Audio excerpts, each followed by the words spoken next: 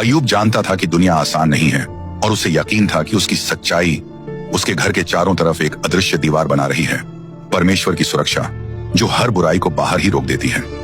लेकिन उसे यह बिल्कुल भी अंदाजा नहीं था कि वही सच्चाई उस समय की अंधेरी दुनिया में इतनी चमक रही थी कि उसने किसी ऐसी चीज का ध्यान खींच लिया जो इस धरती की नहीं थी।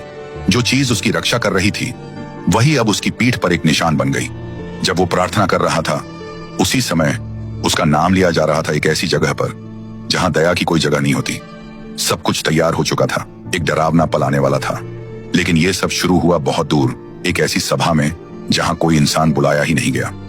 जब अय्यूब धरती पर अपने बलि चढ़ा रहा था उसी समय स्वर्ग में एक और भी खतरनाक सभा चल रही थी। बाइबल में बताया गया है कि परमेश्वर के सामने कई आत्मिक प्राणी इकट्ठा थे और उनके बीच एक अजनबी भी आ गया। सीधे लिखा है, शैतान वहां था। उसे किसी डरावने रूप में नहीं दिखाया गया, बल्कि एक असली और समझदार मौजूदगी की तरह जो अभी अभी कहीं से घूम कर आया था। जब परमेश्वर ने उससे पूछा, तू कहां से आया है, तो उसका जवाब ऐसा था जैसे वो इंसानों की दुनिया के हर कोने को जानता हो। उसने कहा, मैं धरती पर घूमता रहा, हर जगह। फिर परमेश्वर ने अय्यूब की तरफ इशारा किया और कहा कि वो एक अच्छा इंसान है। लेकिन शैतान को इससे कोई फर्क नहीं पड़ा।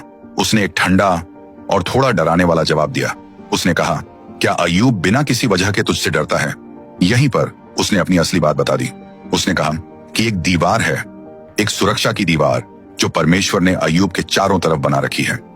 शैतान ने साफ कहा, मैंने उसे छूने की कोशिश की लेकिन कर नहीं पाया। आपने उसके घर को और उसकी हर चीज को बचा कर रखा है। यह बात बहुत सीधी और कड़वी थी।